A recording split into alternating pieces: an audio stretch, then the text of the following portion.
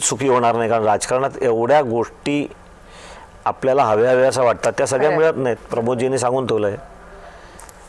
तर पावलोपावली दुखी होण्यापेक्षा पावलोपावली आनंद घ्या ना. बरं, आता आपण काही पावलंच दूर आहोत. मुंबई महानगरपालिकेमध्ये महापौर कोण बसणार याच्यावर पहिल्यांदाच भाजपचा महापौर बसतोय. तुम्ही मुंबईच्या कोर कमिटीमध्ये आहात. कोणाचं नाव फिक्स केलंय?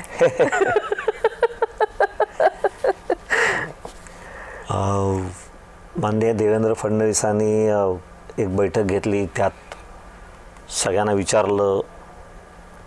मग म्हणाले बैठकीत नसेल सांगायचं तर व्यक्तिगत तुम्ही येऊन सूचना देऊ शकता. मला वाटतं की एवढी ट्रान्सपरंट प्रोसेस फार क्वचित कुठल्या पक्षामध्ये होते आणि या प्रोसेसमधनं जो बनेल तो चांगलंच नाव येईल. पण आनंद आहे की भाजपचा पहिल्यांदा महापौर होतोय. प्रश्नच नाही हो. मला माहीत नाही त्या दिवशी माझं काय होईल ते बघताना आत्ता सुद्धा माझ्या डोळ्यात पाणी येतं. सो 10 वर्ष बसलोय त्या सभागृहात मी आणि विचार करायचो की अरे काय यार, भाजपचा कोण कधी बसेल तिकडे. सो आताही मुळात तर अजून हे गुलदस्त्यात की भाजपचा होतोय की शिवसेनेचा होतोय मला माहित नाही, मला तरी माहित नाही.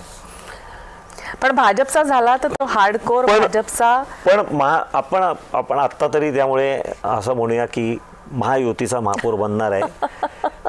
पण त्या महायुतीच्या महापौरामध्ये 89 भाजपचे नगरसेवक असणार. खरं, कोण बनतो XYZ, कोण जो कोणी बनेल, भाजपचा बनेल की शिवसेनेचा बनेल हेही गौण आहे.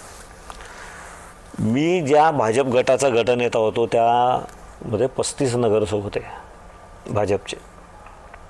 आज ते 89 झाल्यात.